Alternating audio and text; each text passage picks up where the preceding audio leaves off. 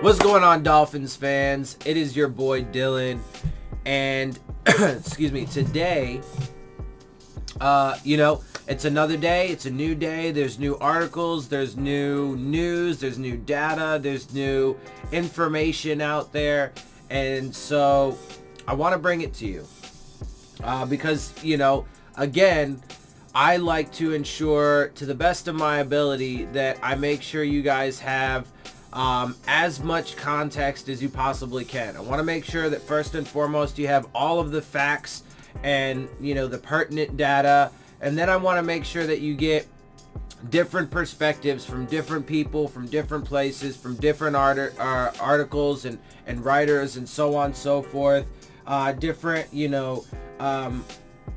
right, so different sources, different tweets, I was gonna say, right? So different people. Like, I just want to make sure that you guys have absolutely everything, right? Because there's a lot that goes into it, right? Everything that's going on, and this applies to almost anything in life, right? But what's going on right now with the Dolphins is a very nuanced thing, and there's a lot of factors that go into it, and so it's super important. So there's a bunch of things that I want to run through today. Excuse me.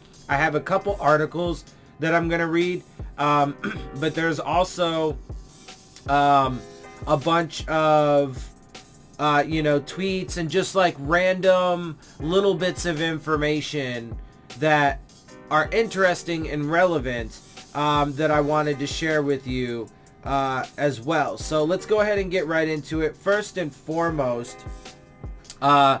Chad Johnson thought it was so Chad Ochocinco thought it was a little confusing to do a 2-point conversion. He tweeted out, "The choice and play call to convert seemed a bit strange to me. You don't think?"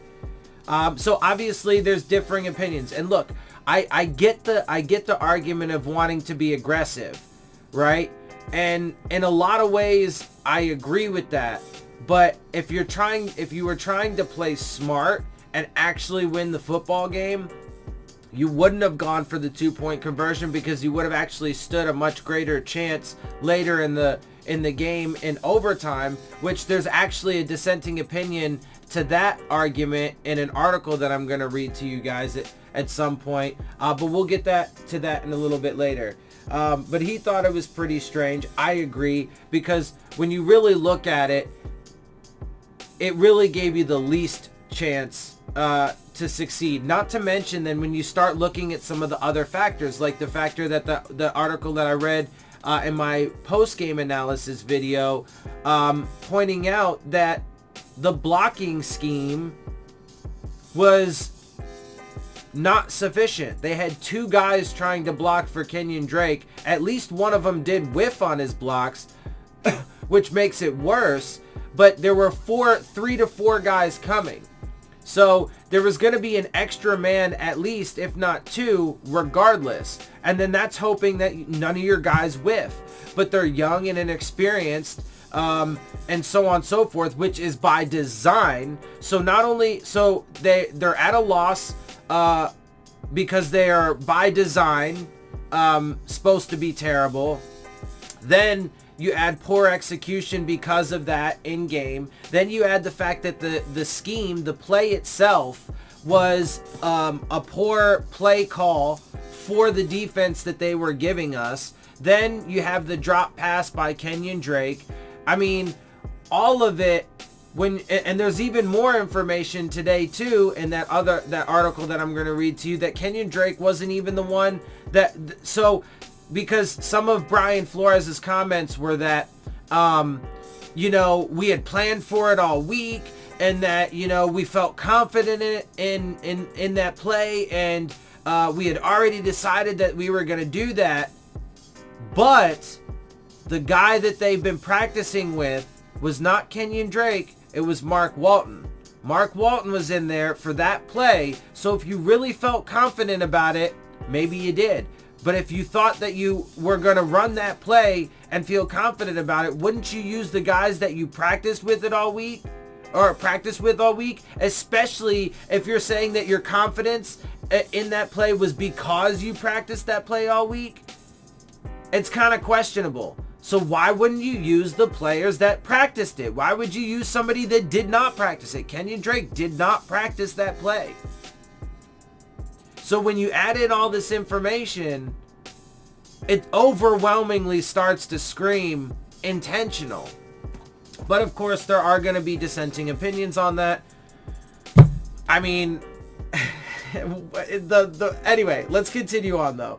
Because I do want to kind of get through this as quick as possible, and there's a bunch of like random stuff that I wanted to mention. And Chad Johnson, does that mean anything? No, but it's just interesting, right?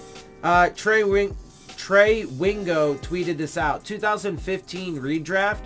Jameis Winston, the first overall pick in 2015, has thrown 10 interceptions this season, the second most in the NFL, trailing only Baker Mayfield. Marcus Mariota, the second overall pick, has a 31.6 total QBR this season, the second lowest in the NFL, trailing only Josh Rosen. Okay, but there's gonna be more on that.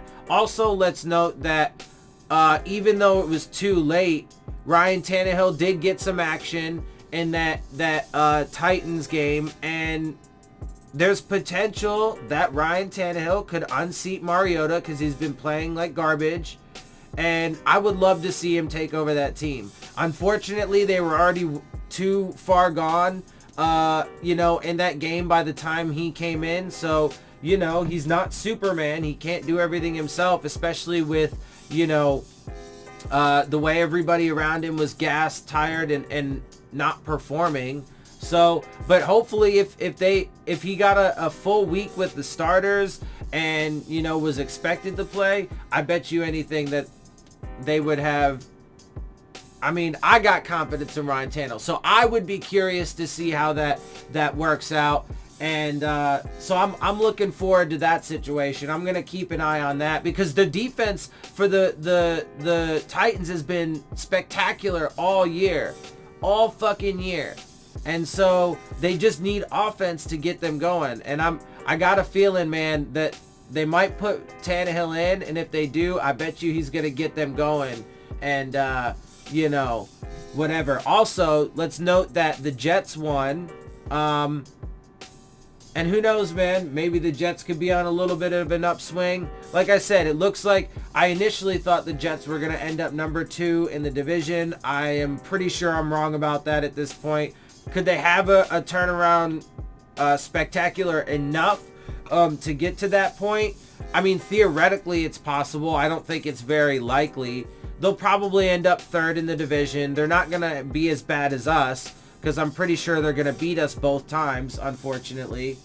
I mean, the one that we would have the best chance in is the home game against them, but we'll see what happens when we get there. I'm pretty certain we'll at least lose the one that's on the road.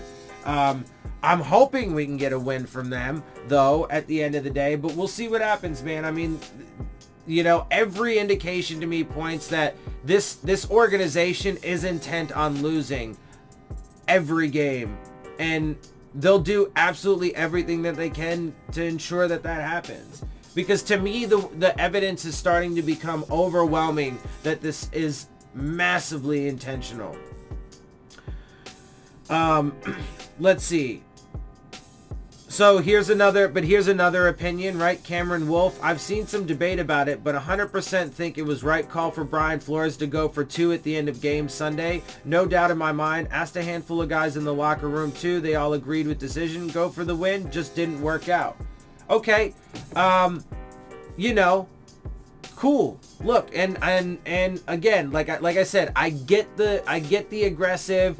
And I mean, we're going to talk about this continuing. It's going to continue to pop up as we go through. I get the aggressive part, but when you actually look at the breakdown, the reason why I'm not saying much about it now is because I'm going to talk about it more in depth later. But when you talk about the aggressive part, you know what? Fuck it. I'll just go ahead and go to this article before I continue on with these random little bits and notes and stuff.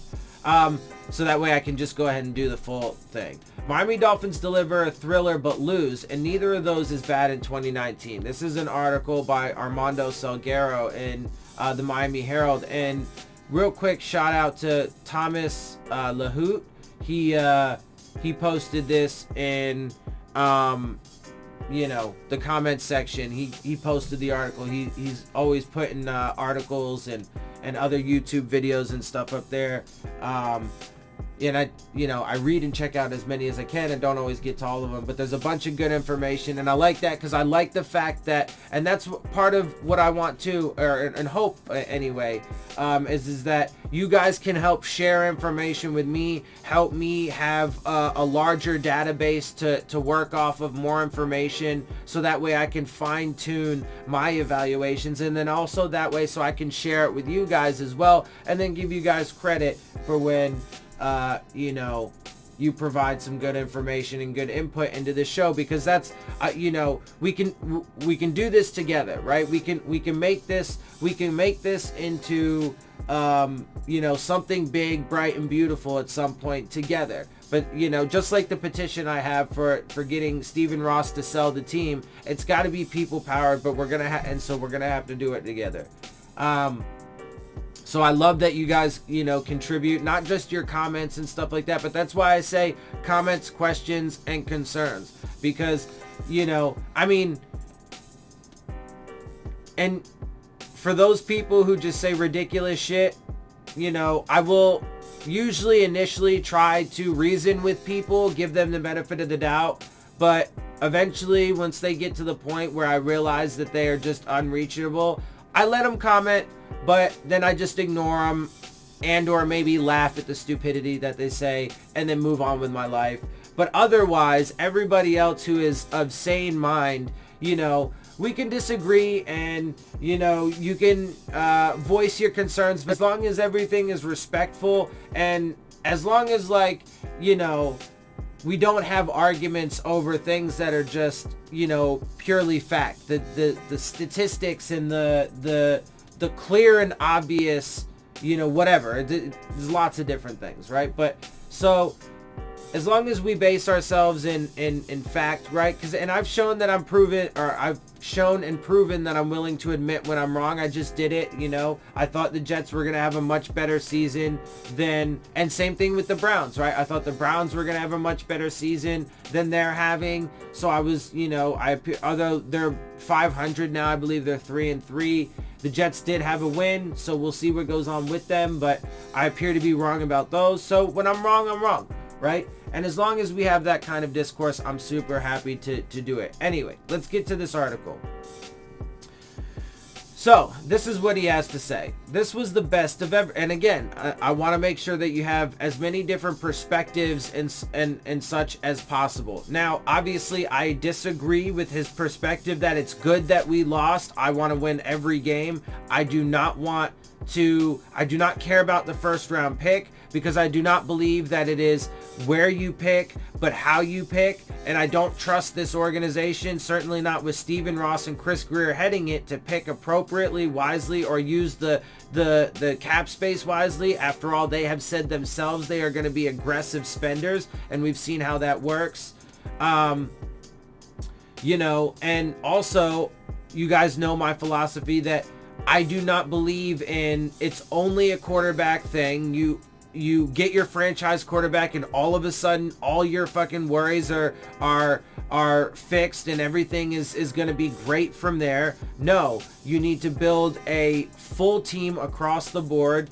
You need to have a proper balance, and it's a team thing, and you start in the trenches. I would never take a quarterback in rounds 1 or 2, but I would take a quarterback absolutely every year in round 3 or later, right? So that's how and then I would just supplement in free agency. I wouldn't do a lot in free agency. As a matter of fact, I think that they should get rid of free agency again. I think it's been nothing but a poison on the league ever since they started it, from my perspective. But, you know, with it, you know, whether we get rid of it or not, I do care. I would rather than personally get rid of it. But even if it, you know, if that's not the case, fine. I just wouldn't participate very much, right? I would a little bit, obviously. You have to, especially, you know, especially right now with as many needs as we have.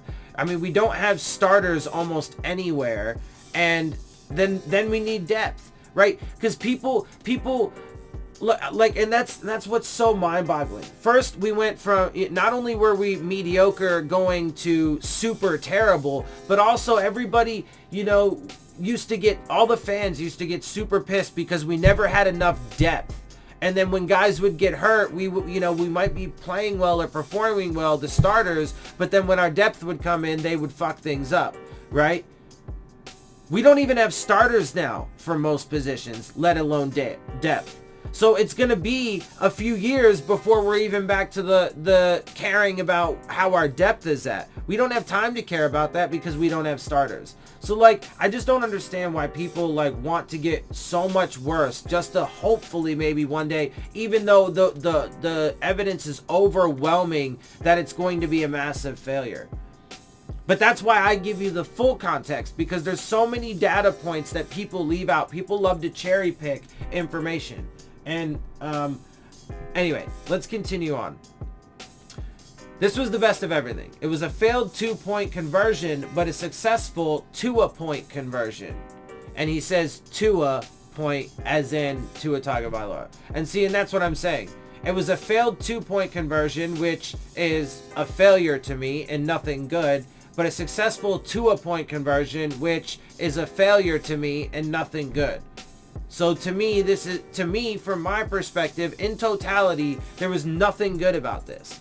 And everybody wants to keep pointing out about how they fought. And look, I admit, in my live stream, in my post-game analysis video, it ended up being exciting. I was rooting for them. Man, they were so close, and we had it in our grasp. But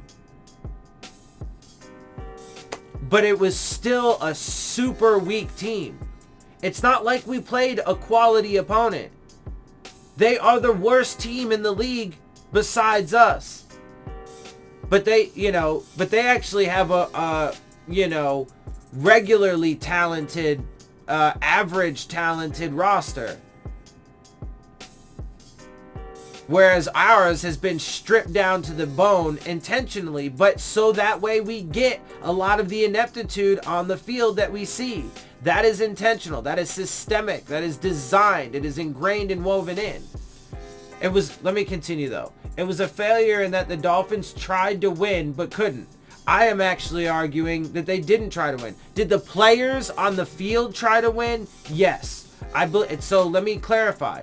I believe that the players are going out there because at the end of the day, they were forced into the situation. They didn't have a choice, but they're still playing for their careers and for their pride. Because that's all they have. That's literally all they have right now. And of course their paychecks. So, but unfortunately, it's not enough because it was built this way, man. And then on top of that, there are so many like super questionable things that are being done even within games.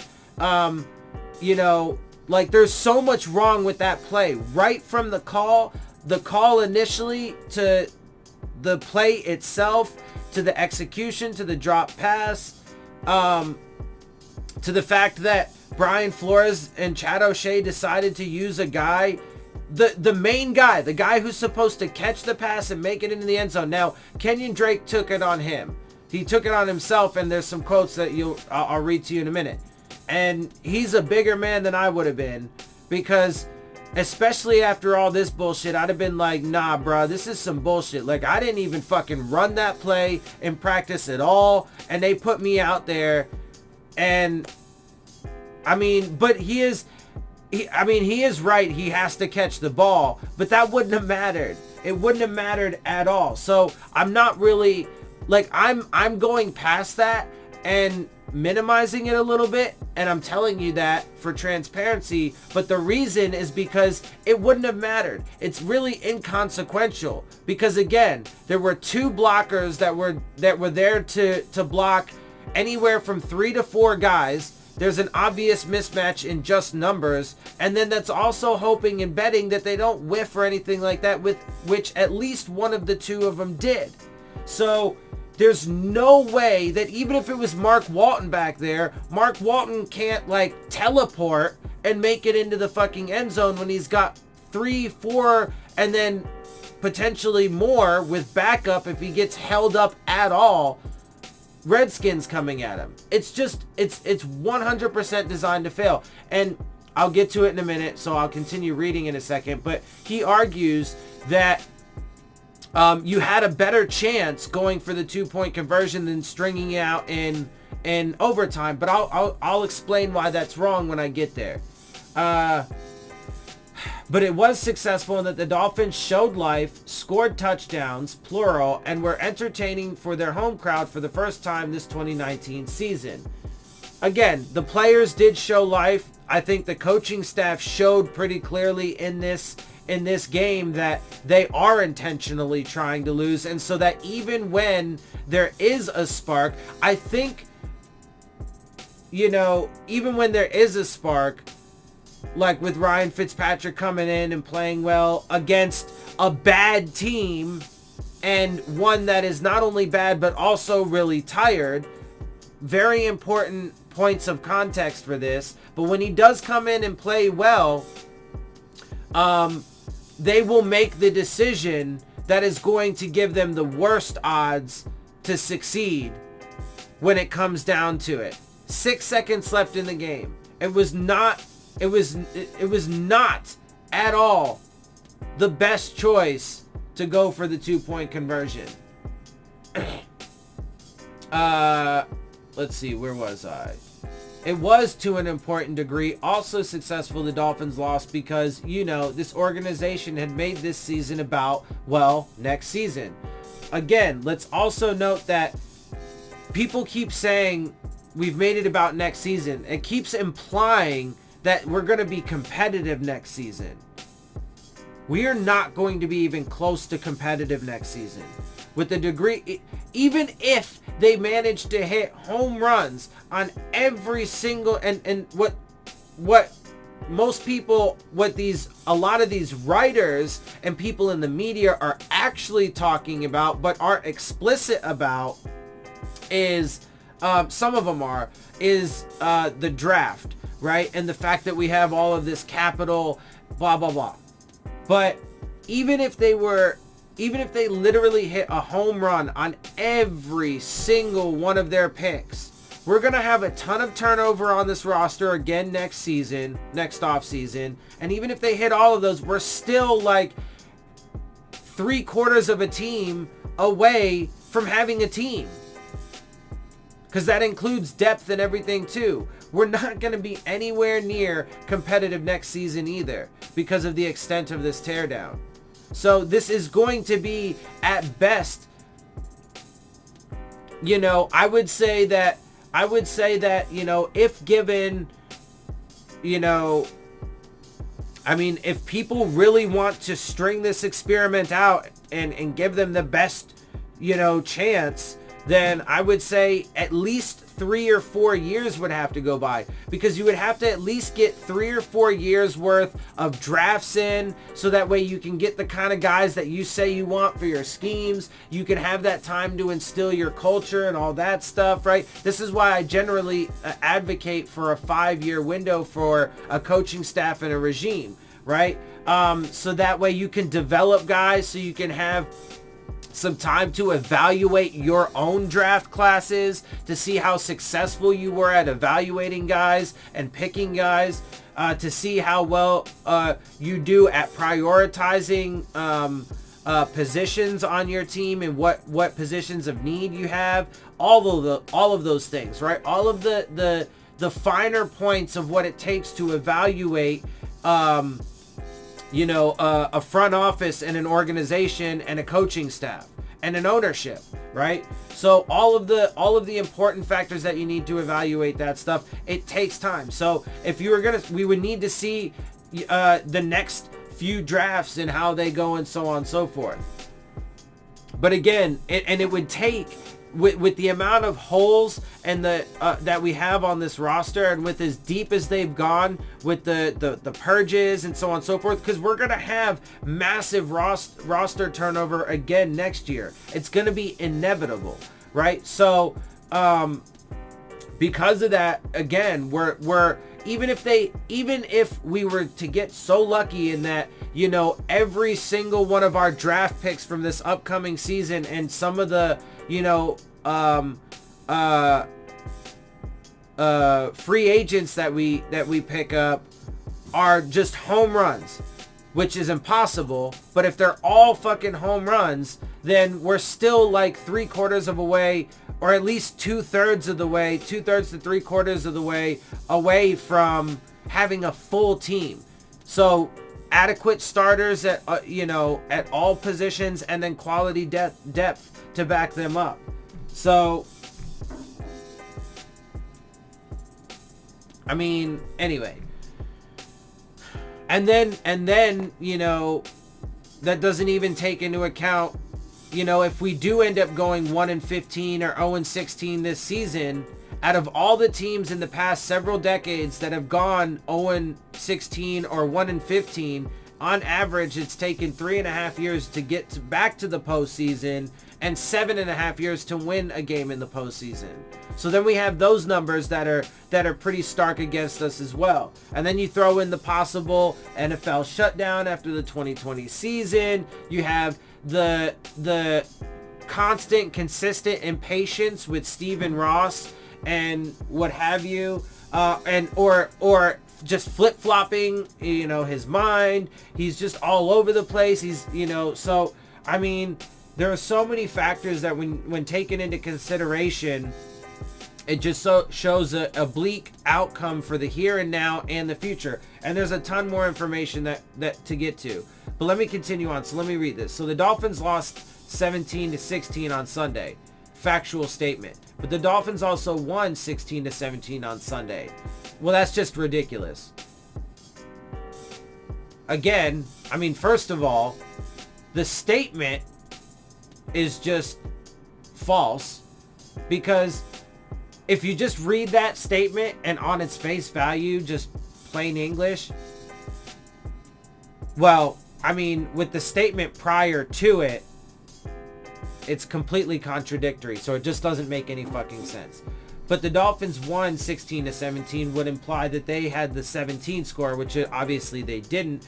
But then if not that, then there's some kind of victory. First of all, there's no moral victories. They actually lost on Sunday. And again, it's not a win, because this is it's gonna be an epic disaster. Anyway, he's having fun though. Thank you very much, he says.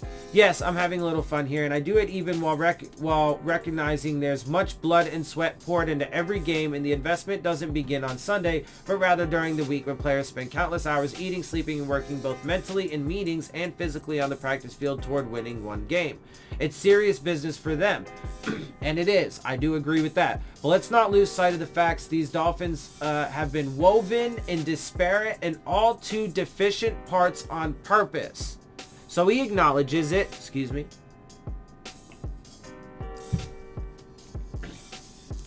So he acknowledges it, right?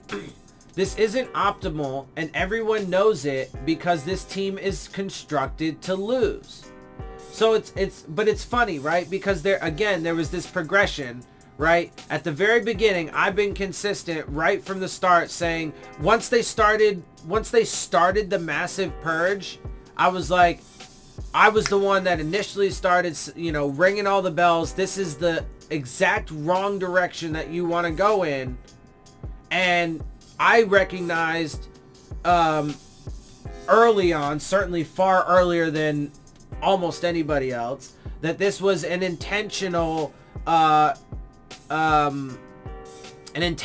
decline. They were intentionally trying to, you know, make us worse. But so many people, particularly people in the media, were denying it, and so on and so forth, and saying that we were going to be competitive, and that Brian Flores was going to make us the shit. And well, he did that literally, but you know, it was ridiculous. And now, oh, obviously we're constructed to lose. Oh, it's so obvious, is it? Well, good of you to fucking say that now. Thank you very much. Thank you for admitting that I was correct back then when you decided recently. Really, it was the big swing came after the Laramie Tunsil trade. But then everybody stopped defending Flores in this regime by saying that they're going to be competitive and blah, blah, blah, despite these guys that they're letting go. And instead said, oh, but they're going to be terrible this year, but then they're going to be competitive at some unknown time in the future just simply because they have a bunch of draft picks and cap space. Last time I checked, cap space doesn't play on the field. Yes, that translates into free agents, but we've again seen how big of a failure it is more often than not when you spend big in free agency, which they've made it clear that they're going to do. Now, maybe they can prove me wrong and not do that, but they've made it clear in their public statements to this point that that's exactly what they intend to do. And draft picks in and of themselves, I mean, again, you gotta prove that you can get those picks right. And I'm sorry, but Stephen Ross and Chris Greer are two of the big reasons why we've been stuck in mediocrity and are the sole reason why we are now as atrociously bad as we are. Not to mention, I mean, the one draft that they had, first of all, I think that they went about it completely wrong. A lot of, their offseason acquisition, a lot of the guys that they brought in, right? All of the guys from the AAF, not a single one of them, right? They're supposed to be so good at talent evaluation, but every single one of those guys from the AAF, and I was saying back then, they failed out of the NFL already. They failed out of another, upstart league. That's not entirely their fault, but certainly some. And then not a single one of them made the roster. So I don't trust their talent evaluation. I don't think that they're going to get it right. I think they handled this draft totally wrong. I would have taken Garrett Bradbury, the Vikings current center. I would have taken him. And to be fair, he's had his, bits of struggles as a rookie, but that's okay. That's expected. And again, I would have not traded Tunsil. I would have found a way to keep Juwan James. But then you would have had a good skeleton at least for your offensive line if you couldn't find adequate guards. But Jesse Davis, I think, would have been fine in the right guard position, and then you could find somebody else. So you would have had a at least serviceable offensive line with 3 former first-round picks on it to protect Ryan Tannehill and then Will Grier, who you would have taken in the 3rd round if it would have been up to me. But they decided to take a defensive lineman after there was a massive run on defensive linemen. So all the best talent got taken off the board. And then, again, nothing against Christian Wilkins, although he hasn't really done much. But again, it's not all his fault because the team around him has been designed to be bad. Anyway, let me continue. Fans didn't do that. That's true. The media didn't do that. That's true. Although we shouldn't have to put up with it, and we certainly shouldn't defend it or, try to cover up for the fucking stupid shit or, the bad decisions. Like, we need to be honest. But, I mean, it's not surprising because no media, I mean, whether you're talking about politics or sports, I mean, because politics plays into everything. So there are political reasons. There are certainly financial reasons for why, writers and editors and are do the things that they do, the stories that they get, the slants that they have, all that, so on and so forth. So mainstream media just fucking sucks anyway, so it's not really surprising. But I mean, it's supposed to be, I mean, I'm not calling myself a journalist at all. Because I certainly don't have, the kinds of resources they do. I don't have the degree or the title. I don't work, I don't have that job. I don't have that credibility. I don't have any of that stuff. So I don't call myself that. I just do, this little channel or whatever. And I give you, the whatever. But, journalists are supposed to be objective and, just give the facts or whatever. I mean, I guess, and I guess sometimes you can just be wrong, and you can just believe something and it just be wrong. Like, I'm trying to give, some of these guys the benefit of the doubt, and, maybe they just really believe it. Anyway, whatever. The Dolphins did that to themselves, though. He goes on to note. It's just so funny to me and mind-boggling because in their own articles, they're so contradictory. Like, they point out a lot of the reasons that I point out, and those are the reasons why their arguments are invalid. So it's like, their arguments for why this is good or blah blah blah are invalid. It's ridiculous. Anyway, so it's not mocking them to roll with them. They authored this disaster of a season so as to also author an epic offseason starting next spring that includes having the NFL Draft's #1 overall selection, presumably to be used on Alabama quarterback Tua Tagovailoa. Now let's stop real quick there. Again, and this is the intentional slant and bias, right? They authored this disaster of a season so as to also author an epic offseason. But there is a lot of assumption there because there's no guarantee, right? There is a guarantee that this season is going to be a disaster. That part of the sentence is guaranteed. We've already seen it. Also, again, let's mention that, yes, we performed better overall and kept it close and interesting, had a spark at the end, potentially could have won if it weren't for the decisions of this coaching staff. But it was also against the 31st, or the second worst team in the NFL. The only team worse is us, clearly.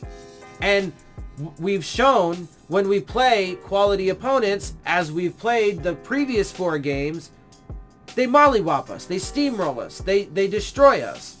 And we play a quality opponent next week against the Bills. The Steelers also got a win, I believe, and I think that they're going to have a bit of an upswing because Mike Tomlin's Steelers are always in it. And but anyway, they're definitely going to beat us because they're going to have their bye right before the Monday night game that we play against them in a couple weeks, which is our game after the Buffalo game. And so bruh, that game, and it's in Pittsburgh. Nah, they're gonna, I'm pretty sure that the Steelers are gonna have a really, really good game against us. Also, Mason Rudolph is looking to be back for that game as well. So I'm pretty sure that they're gonna, they could potentially mini blow us out as well. But we're going up for sure against a really strong opponent next week in the Buffalo Bills. And I'm predicting that they're going to get to mini blowout status, which again to me is going to be us losing by anywhere between 15 to 24 points. A full blowout is 25 points or more to me. And so I think that we're going to get to mini blowout stage when we go up to Buffalo to play the Bills, who are fucking killing it right now and look like a really good team. So there's a lot of assumption that the offseason's going to be great. The only way that actually comes to fruition is if they hit on at least a lot of their picks, if not all of them. And then if we can start, and then if we could be substantially better next year. But we're not going to be substantially better next year, at least by all indications to this point. And that's in part because the likelihood of hitting on all of those picks, I mean, even this year's draft, Wilkins isn't performing that well. Andrew Van Ginkel's on injured reserve. Myles Gaskin has been, inactive pretty much every week. Let's see, Isaiah Prince has been in the shuffle and Michael Dieter have been in the shuffle of this disastrous offensive line. Josh Rosen is essentially our 2nd round pick from this year, and our 5th round pick from next year. So he hasn't performed all that well. I do think that he is overall better than Fitzpatrick, but I mean, We know we know how he's gonna perform, and so does this coaching staff. This coaching staff knew they knew, because again, Stephen Ross told Flores, you're gonna tank this season to get a quarterback high in the 2020 draft. They knew Fitzpatrick was just a stopgap. They knew 100% he wasn't going to be the future, so he's going to be gone. But they also knew that they were not going to have a good team this year, and that the offensive line was going to be shit. And they brought in a guy who they were like, yeah, maybe he can, like, you know, step up in this second year and, like, really show some massive progress and maybe have a different result with the same situation. And what do I mean by that? Last year with the Cardinals, he had a terrible offensive line and a bad overall team, and he performed poorly because in that kind of situation, bad coaching and stuff, in that situation, he has shown that he has performed poorly. You know, so the tiny little bit of hope, but it was a super afterthought for them, I guarantee it at this point with the information that was out, is that, you know, maybe he could take a massive step and overcome that kind of situation. Although, to be fair, again, to Josh Rosen, is even last year, the situation he's in now is even worse, because this team is stripped even farther than the Cardinals were bad last year. Because they weren't stripped last year, they were just a bad team, particularly that offensive line. But he hasn't performed well, so they knew he wasn't going to perform well. So I guarantee that's what they expected, but they didn't care, because they just wanted to sell hope to the Dolphins fans so they could get the support from the Dolphins fan base. Or at least from some of them. They didn't give a shit, really, if Josh Rosen actually became the guy, because they knew that they were going to draft a quarterback high in the 2020 draft.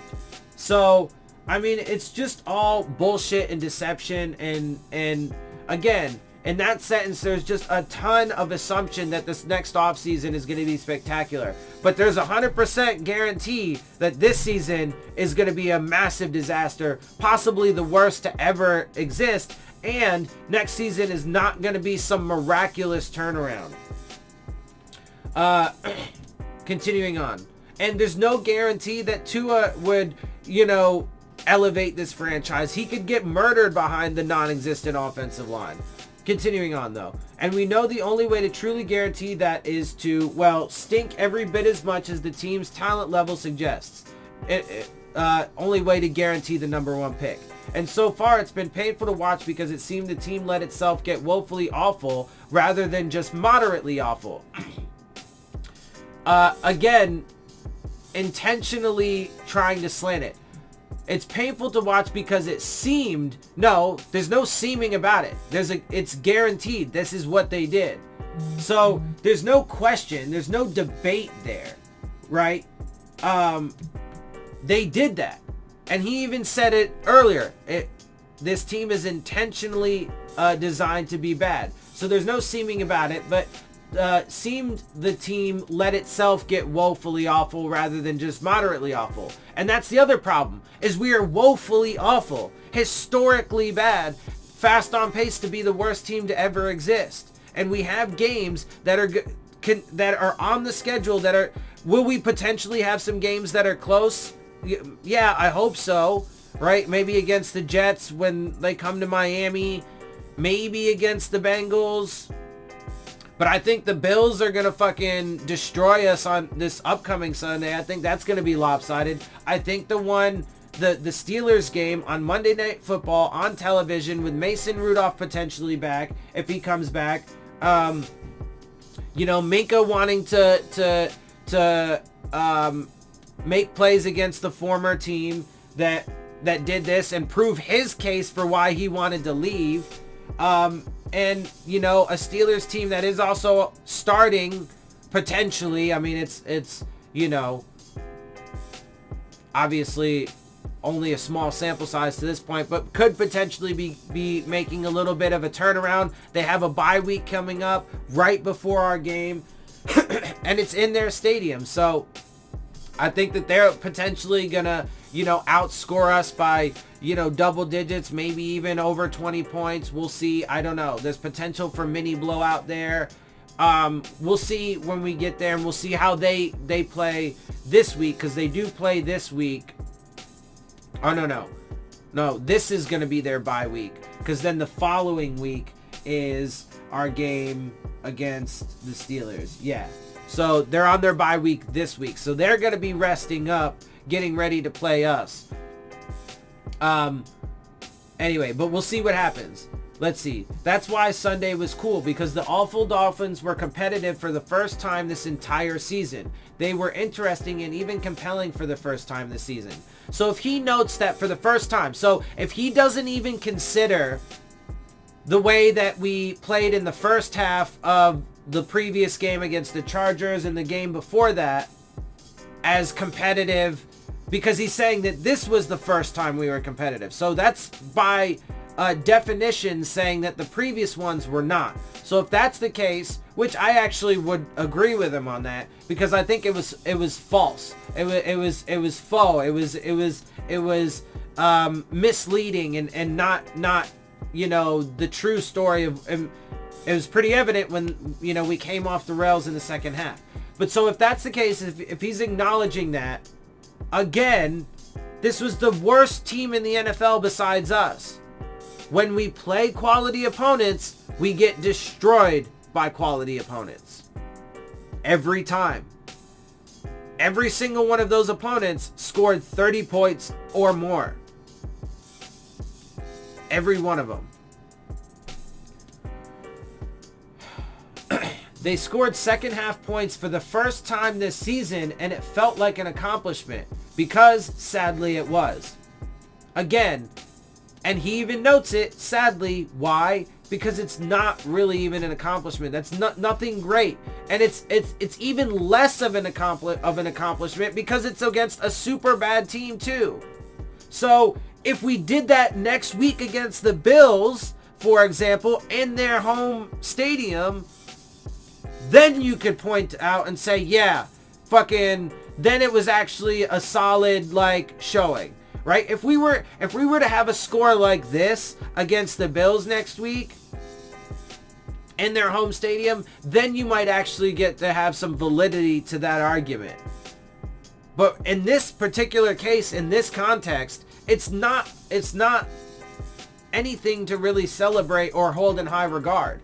The Dolphins outscored the Redskins 13-0 in the fourth quarter, and it was actually surprising. I mean, again, nothing about that is really good except for the fact that we outscored them 13-0 in the second, or in the fourth quarter. But again, a fresh quarterback that they didn't really prepare for, because they were preparing for Josh Rosen. They were tired. I mean, and they're a bad team. So, no, the Dolphins didn't win, which is the only thing that matters. I mean, at the end of the day, at the end of the game, there's a lot of other things that matter along the way, and no, there are no moral victories in professional football. But the Dolphins walked away from Hard Rock Stadium after a fun game. Matter of perspective, they walked away with their heads held high because they didn't embarrass themselves. No, I'd say they embarrassed themselves. I'm embarrassed as a fan for this trash that they have intentionally decided to put out on the field. I'm embarrassed for the players that they have been forced into this situation and have to endure this and have to be held accountable for this kind of nonsense and this mess. Anyway, continuing on, quote from Fitzpatrick, "Moral victory, whatever. I don't know if we believe in those," he says, "but it's much more fun to be involved in a game like that than when you look up you're losing by 40 plus points. In that regard, if that's what you're getting at, then yeah, that was much more fun to be a part of that game." So he's saying, yeah, obviously when it's closer and competitive, it's more fun just in general, but he's also acknowledging the fact implicitly. I mean, he obviously didn't say, yeah, but, guys, come on. Look at the previous 4 games. We got our asses handed to us, and we got just absolutely mollywopped and embarrassed in those. And it's kind of intentional in case you hadn't noticed. Also, there is going to be a prominent Dolphins player who was, extremely upset about this past game. But we'll get into that in a little bit. The Dolphins had fun as Fitzpatrick replaced an ineffective Josh Rosen and delivered 2 touchdown drives in the fourth quarter. He pitched the ball down the field while Rosen had settled for quicker, shorter passes to avoid getting sacked, which didn't work all that well as he took 5 sacks. Which, of course, is not all on him. It's because the revolving door that's in front of him.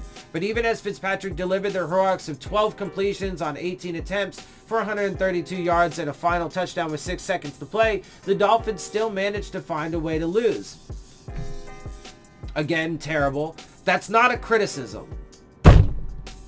So, but let me ask you though, right? Because we have to be consistent. In any other situation, in Adam Gase's time, in Joe Philbin's time, when Dan Campbell was an interim head coach, would anybody have said the Dolphins still managed to find a way to lose, but that's not a criticism? Like, are we all like just going fucking insane and just absolutely crazy? I mean, I know that's the state of the world that we live in right now, and it's part of what I'm trying to battle against and fight against, but Jesus Christ. Really? They still managed to find a way to lose, but that's not a criticism. And then, be it because of their lack of acumen or fate or whatever, the Dolphins found a way to lose. So, be it because they're inept, be it because they're designed to fail, or fate, or whatever, dismissing it, first of all, and with a dismissive tone. No, it's a massive criticism. You've noted in your article that it is intentional, so they deserve the blame for it, not to be defended for it. And again, in any other season, any other regime, any other team, would we say that? No, the reason why that's being said is because the point is to be bad. So that's the one area that they are succeeding at, is being as terrible at everything as they could possibly be. Why would we want that to be the philosophy for our team? And why would anybody think that that's a philosophy that you can implement that is gonna have success? Like, it's a fucking joke. Anyway, I'll continue on. That came when Coach Brian Flores elected to go for 2 points after Fitzpatrick delivered the last second 11-yard touchdown pass to Devontae Parker. An extra point would have tied the game. The Dolphins could have tried to win it at home in overtime. Flores went for 2. We were trying to win the game, pretty much, Flores said. And again, even that, Flores is acknowledging in a very super subtle way by saying pretty much that they really were not trying to win the game. Now, a lot of people are going to be like, oh man, you're putting words into his mouth or blah. He didn't say that. But he pretty much did. Because if you really were trying to win the game, and if you really felt so vehemently and so passionately about it, why would you need to say pretty much? Because pretty much then puts a level of vagueness and mystery to it that doesn't need to be there. Uncertainty that doesn't need to be there. Why would you need to say pretty much? Just confidently, flat out say, we were trying to win the game. If you actually believe that. But I don't think he believes that. I think he knows that they were trying to, I'm not going to say throw the game, but he wanted to intentionally make it as difficult on him and his, tired, demoralized, beat down, lacking talent, lacking leadership team, blah, blah, blah, in a position where they were going to have the hardest possibility of succeeding. Especially then when you use a guy that wasn't even supposed to be in there. I mean, it's clear as fucking day. But anyway, continuing on, he continued to say, we talked about it. We felt good about the play. It's something we worked on all week. We thought we had an opportunity to win the game. And that was the thought process there. One supposes Flores also considered his starting center Daniel Kilgore came out of the game with an injury just prior to that play. Also not a good sign for going into the future, which I didn't even mention in my previous videos, and I didn't even notice it really because there was so much other shit going on. But Kilgore has some kind of minor injury now, at least minor injury. I hope it's minor. You know, but that's not good. So the team had to move Evan Boehm from right guard to center. The team also had to insert rookie guard Shaq Calhoun at right guard. And starting running back Mark Walton also wasn't in the game. Walton was either pulled because he was banged up, which there's no indication of, or because coaches believed Kenyon Drake a better option for the final play. But why would you think he was the better option? Again, there's no indication that Mark Walton is injured, and why would you think Kenyon Drake? But then if that's the case, why would you think Kenyon Drake's the better guy when? And I believe Kenyon Drake overall is the better running back, and potentially even for those kinds of plays. But why would you think he's the better guy when he never practiced it? When your defense for the decision is that we practiced it all week. So, okay, you practiced that play all week. You had it prepared. So use the guys that you prepared that play with. Right? Now, I mean, it's just nonsensical. It doesn't hold up any weight, any water, but this is the kind of bullshit that they will say that people will just soak up and fucking believe blindly because they're fucking morons.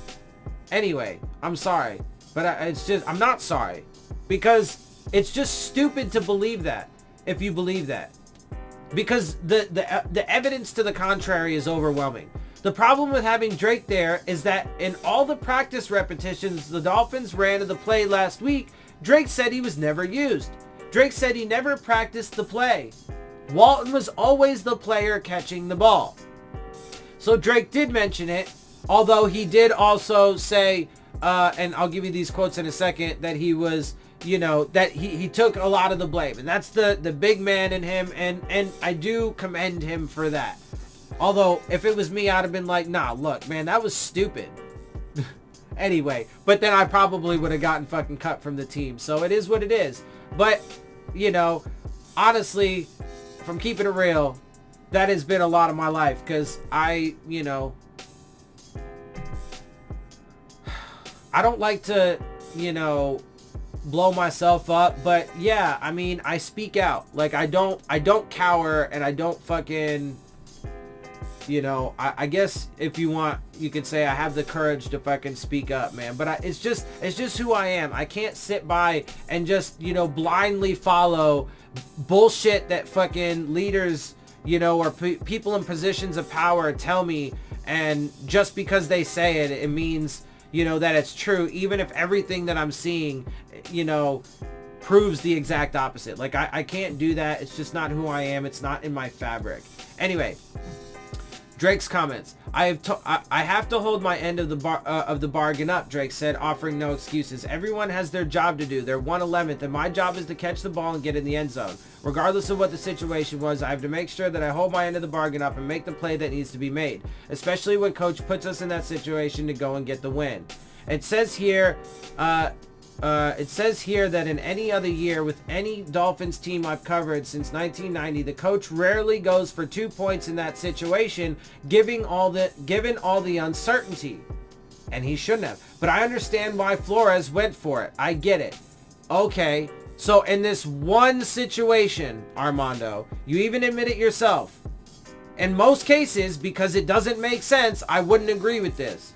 But in this one particular instance, for some reason, I'm going to believe it. He saw his team one play from winning. Okay. But, I mean, one play from winning the first game of the season and his career. Yeah, but his decision guaranteed that didn't happen. Flores probably understood that if he took the game in overtime, his chances of winning a field position battle against an equally winless but more talented Washington would go down, not up. Okay, now here's the part where I dispute that. And the evidence I have is this game. The game that we played. Okay? And how it played out. What happened in this game? Yes. Is it true that Washington is more talented overall? Yeah, without question. But they are still a bad team. The worst in the NFL besides us. And not only that, but the entire game, it was a defensive heavy, low scoring game. There was 14 punts in this game. Neither offense was really doing much of shit. And our defense did get some stops. And then, not only that, but Ryan Fitzpatrick showed that he could come in against a bad team that's tired and he can make some things work. So there was life in the Dolphins offense. Enough that, again, if you would have pushed it to overtime, if you would have guaranteed yourself more shots, right? So in this situation, he says he saw his team one play from winning. Okay. But why would you feel it necessary to bank it on just one play when you could potentially give yourself more shots? Because what if that one play doesn't go right? And frankly, the field goal isn't a guarantee either, but that is a much higher probability than the 2-point conversion does. Just in and of itself, that has a much higher probability. So the much higher probability to tie the game you should have taken, and then there's 6 seconds left. It would have guaranteed a push into overtime. Would we have kicked it off? Yeah, but the likelihood of them running a touchdown back is super super slim, even against our depleted team. So, and there are ways that you could, scheme that up to help guarantee that, blah, blah, blah, whatever. I mean, just purely from the odds, right? That's the safer bet. Push it into overtime and then give yourself more chances. Now, there's 2 ways that can go, right? From there. Coin flip. If you get it, put the offense that showed life out there, and if they go and score a touchdown, it's game the fuck over. If they get the ball first, your defense has shown they can get stops, and that's been the game the entire game. So give them that opportunity and then give the ball back to the offense that showed life that could overcome a poor playing, tired Washington defense. So it is not true at all that the odds would have gone down if he pushed it to overtime. That is just a complete, and if I'm not saying maybe Armando believes it, so I'm going to try and give him the benefit of the doubt here. Maybe he believes that. But if he doesn't believe it, then he's intentionally trying to mislead his readers. But, I mean, there's no way. You could have some fucking computer program run a million different scenarios, and I guarantee you that the odds of the Dolphins winning go up if you push it into fucking overtime. So yes, Flores did the right thing, according to him. Yes, it failed. But that second sentence there, because the first sentence, so yes, Flores did the right thing. The second sentence, yes, it failed. I mean, just on its face, let alone the rest of the context, but just on its face, that's absurd, because those 2 sentences are completely contradictory. He failed, but he did the right thing. Again, though, the only reason why that context even makes any tiny bit of rational sense is because that's the design. But again, that's a massive failure, and will prove to be as such. But that's fine, because the Dolphins still gave everyone a good game, and they are now 0-5 and still pointed towards the first overall selection in next April's draft. And like it or not, that's about the best this team can hope for. Well, I mean, I do agree with that last sentence. That is the best we can hope for, because this is what they wanted. Anyway, I do want to read this other article really quick, because I thought it was super important. This comes from Pro Football Talk, and then I'm going to get into just a few more, random tweets and data points, because this video is already over an hour, and so I want to get to the end pretty soon. But there's a lot that I want to talk about, so let me get to it. Pro Football Talk, Dolphins captain Bobby McCain on losing. It sucks, man. And then let's get to his actual quotes, though, the full quotes. So, the Dolphins are only 5 games and 5 losses into what was designed to be a long year. Again, somebody else acknowledging designed. So let's see. And the strain is already beginning to show. I would argue that it started showing prior to now, but okay. I mean, in our previous game, Xavier Howard showed his frustration at the end, right? He was ejected from the game. So I would say that the frustrations were already starting to boil over, but I did tell you that it was going to continue to get worse. Team captain Bobby McCain went off after yesterday's loss to Washington, telling Chris Fisher of NBC6.com that he was tired of dealing with constant losses. And I told you, I told you these guys are all going to have breaking points, and it's not going to get any better. Bobby McCain is another guy that's really banged up. Does he want to fucking risk his career and his health on this madness? I don't know. And I told you that relationship with Xavier Howard is super fragile, and he does have a knee. A lot of people are framing it as knee soreness. Maybe it is, but there have been plenty of occasions where knee soreness has ended up in some major knee injury or some kind of knee surgery. And so, I mean, I told you he's one major injury scare away from for sure being, out of this and tuned out or whatever. But anyway, let's get to his quotes. It sucks, man. Shit sucks, McCain said. We're sitting out here getting our asses embarrassed every fucking week. We're going out here. We're losing too. But it sucks. It sucks. I don't want to hear anymore about how hard it is. It's fucking hard. I mean, like... it just...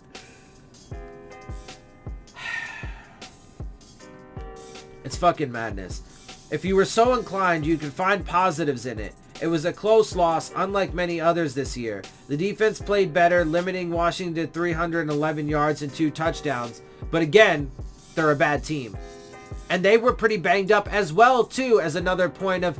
major point of contextual information. They were pretty banged up going into this game as well on top of that. So they're a bad team that was banged up, that got more banged up, and then at the end they were tired, and Ryan Fitzpatrick was able, that's like playing that at that point. That's like playing like second and third string guys. It was like a preseason game for him at that point. But the result was the same, and that left the players who have to deal with it feeling tired of the same feeling. And I mean, how do you think it's going to get next week and the week after as this continues?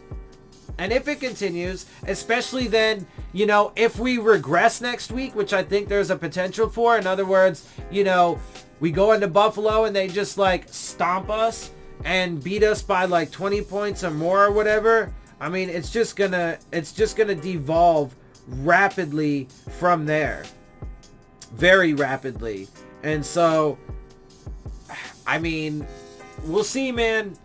We'll see. So let me get to, like I said, I want to wrap this video up. So let me go ahead and just get to these last like few random points that I, just for additional pieces of context and statistics and stuff like that.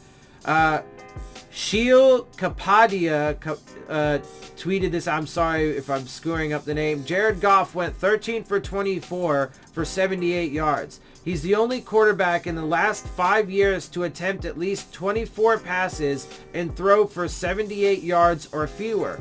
Goff became the third quarterback this year to average 2.02 net yards pass play or less. The other two, Luke Falk and Josh Rosen. Also from Barry Jackson, so Houston now 4-2 and Pittsburgh now 2-4 win as road underdogs, thus hurting Dolphins' other two first-round picks from the Miami perspective.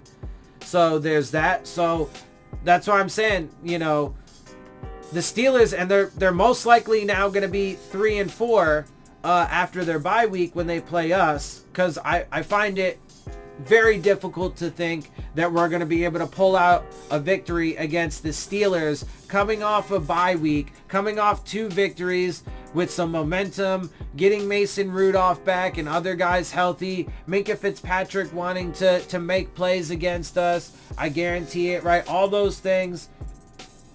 And it's in their stadium. Like, come on, bruh. So, buckle up, guys and gals, buckle up. It's gonna be interesting. Also, real quick too, I wanted to let you know I retweeted this. I'm not gonna read the article because that would make this video super long, but I retweeted a tweet from the Monday Morning Quarterback, and there was an article. One of their writers bought a ticket to the Dolphins game and talked to different Dolphins fans and got, you know, some different perspectives. There were some, you know, there are so the perspectives of the fans that are, you know, on board with it and, you know, whatever, but there were, there were some fans that wanted us to stop. I just want to read you one of their quotes, but you know, if you follow me on Twitter, you can read the entire article for yourself. But anyway, this was from one fan, Allison Goodman is her name. We're not okay with it. As a fan base, we're not okay with it. She says, we pay to come here every week. So if they're going to tank on purpose, why are we going to continue spending any money here? I mean, you know, and that's right. You know, that's totally right. Like, why should we, especially when they're just like, you know, totally lying to our faces too, that's not what they're doing. Anyway, real quick. So Matt Infante retweeted, or tweeted to Armando Salguero to something he said. Sorry, Armando, but saying Flores' decision to stick with Rosen in week 7 means he's part of the tank is just inaccurate. So again, I do think that Rosen overall is the better quarterback and overall gives you the best chance to win, like, you know, on a game-to-game basis and over the course of the season. But I mean, neither one of them are going to end up performing all that well. You could put Fitzpatrick in there, but he's going to have bad games too. He already has in this season. And, you know, I mean, it's tank no matter what. We know Flores is in on that. You know, he's going full in. So, but that doesn't prove it. And he does need to be, should be consistent at least, because he did say that Rosen was going to be the starter for the remainder of the season. But he did also say some things that, you know, well, if we need a spark, then maybe Fitzpatrick will go in again in the future. So, of course, he's also still kind of being wishy-washy. But anyway, he did put some statistics. Let's look at games only started by each quarterback.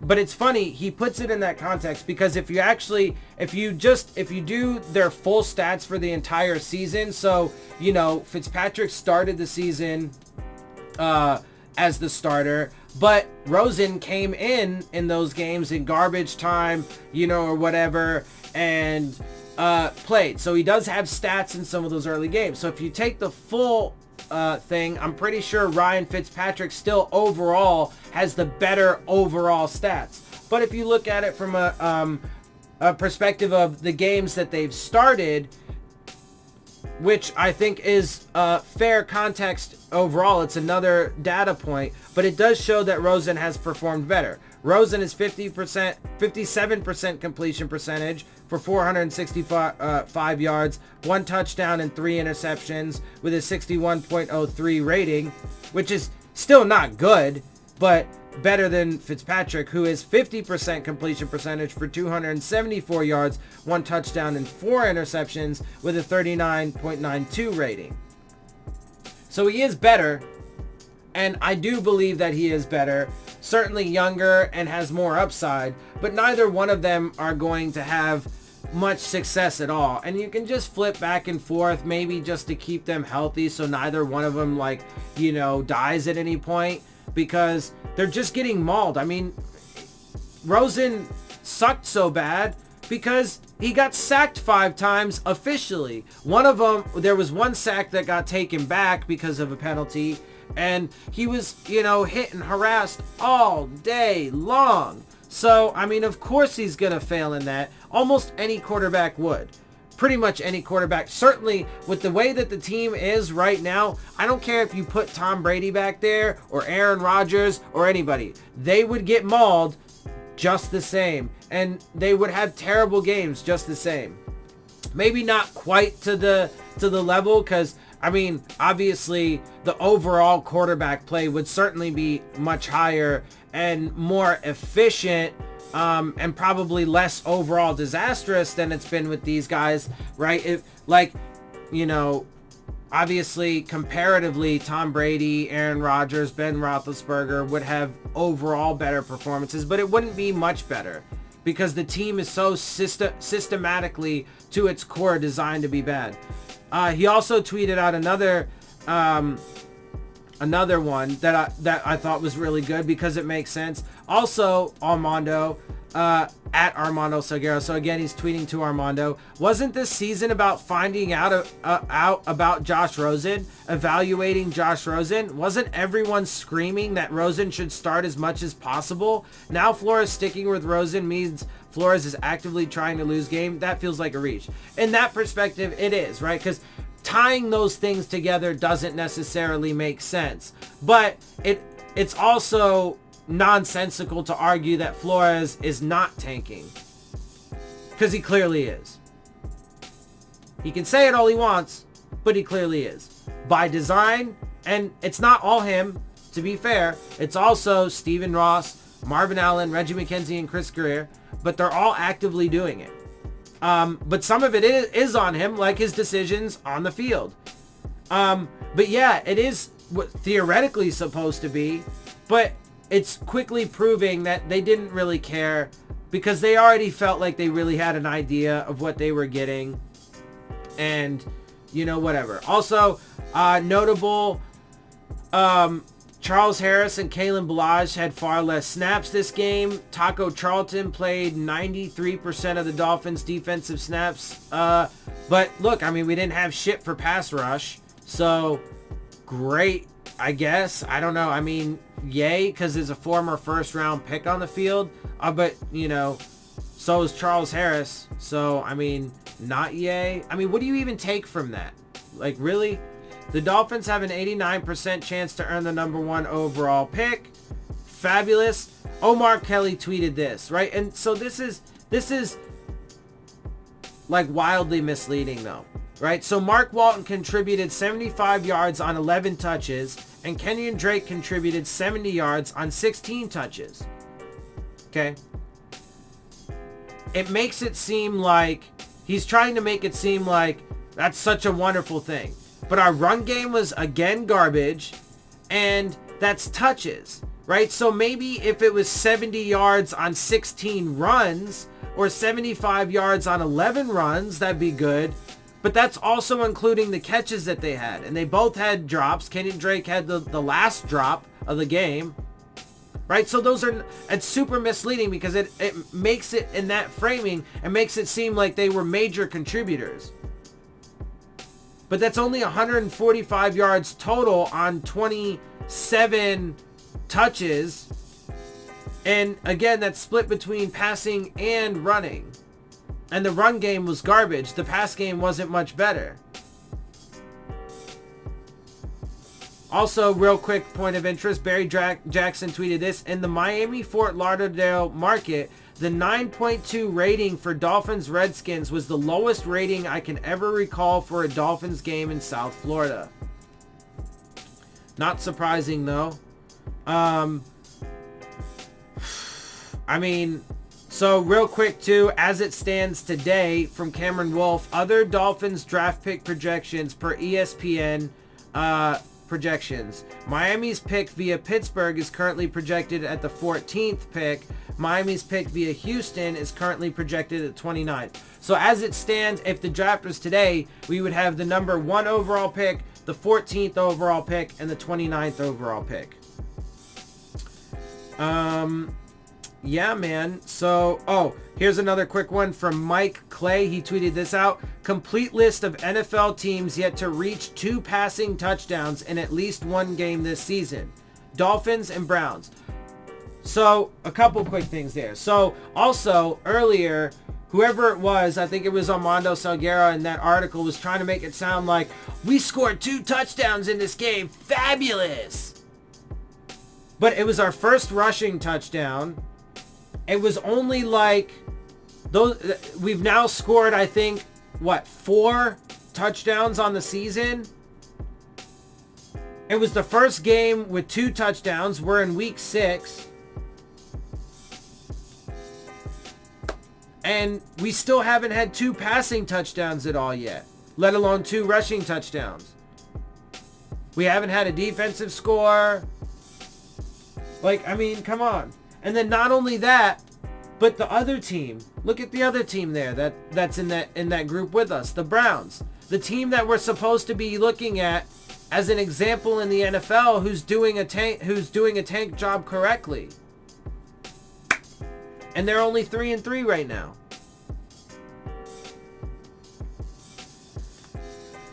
Another stupid tweet from Omar Kelly. The Bengals have surpassed the Dolphins for having the worst run defense in the NFL. Cincinnati is allowing 184.5 rushing yards per game. Miami is allowing 169.6. Progress? Question mark. Okay, first of all, 169.6 is not good. Right off the bat. Secondly, for the first few games, we were over 200 yards per game. For the first 3 games of the season. After the 4th game of the season, we were down to 175, I think. So a nice little jump there. But then we only took it down another 5 yards-ish to 169.6. So not a massive difference. Not massive progress. It is a little progress, yes. Is it no progress at all? No, I'm not saying that. But it's super marginal. And, I mean, look. They got some running backs in Buffalo, too. And Frank Gore's there. I mean, I haven't followed how he's doing this season or how their running backs are doing. I'll find out more about that, obviously, leading up to this game against them. So I'll have more information on that later. But I do know that they have some backs that are capable there. And that's going to be a rough game for us. I'm pretty sure that, I mean, there's certainly potential that, we still stay pretty fucking bad in the run game on both sides of the ball. Us running the ball and us trying to defend the run. Anyway, Jeremy Fowler and Mark Caboli, a couple of these guys tweeted out about Mason Rudolph, potentially being back for the Dolphins game. Joe Shad tweeted out that Nick Needham and Vince Beagle were the highest rated Dolphins players on defense. Ryan Fitzpatrick and Mark Walton were the 2 highest rated offensive players. Josh Rosen had a grade of 36.9, the lowest for a Miami Dolphins player on Sunday. Just to give some people credit, one way or the other, good or bad.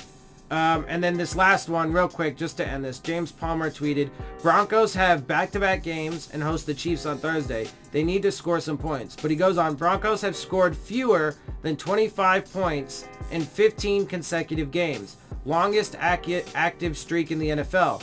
Second longest active streak is 8 by the Bengals and Dolphins. Anyway, so...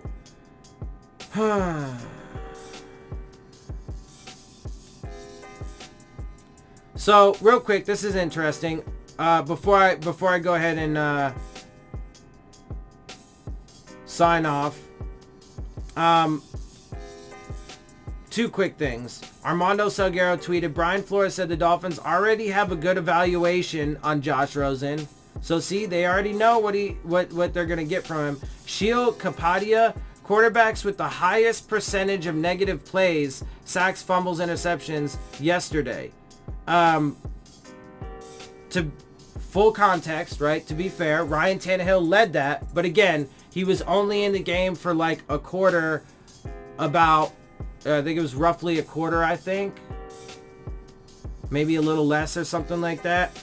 And they were already getting, just destroyed left and right. So he didn't, unfortunately, but, Marcus Mariota is second on that list. So he came in, to try and help mop up that disaster. But to be fair, right? So he didn't do all that great. He actually, though, had better overall stats than Marcus Mariota for the short time. So again, full context, right? He actually did have better overall stats than Marcus Mariota. But Josh Rosen is third on that list. Although, incidentally, Ryan Fitzpatrick is the second lowest. So he's taking care of the ball, at least protecting it.